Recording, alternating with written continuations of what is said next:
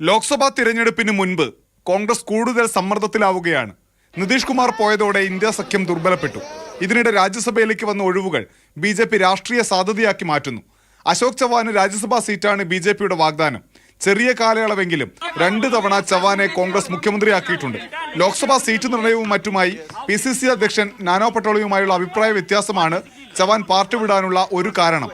MLA സ്ഥാനവും party അംഗത്വവും രാജിവെച്ച ചവാൻ എവിടേക്ക് പോകണമെന്ന് നിശ്ചയിച്ചിട്ടില്ല എന്ന് വ്യക്തമാക്കി.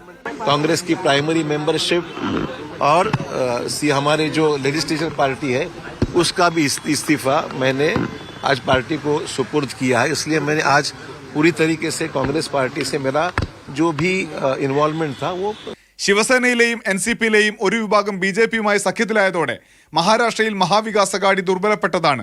കോൺഗ്രസിൽ നിന്ന് മിലിന്ദ് ദിയോറ ശിവസേന ഷിൻഡെ വിഭാഗത്തിലും ബാബ സിദ്ദിഖി NCP അജിത് പവാർ പക്ഷത്തേക്കും അടുത്തിടെയാണ് പോയത്.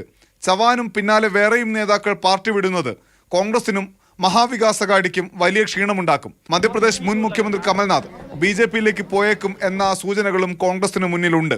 മാതൃഭൂമി ന്യൂസ്, ഡൽഹി.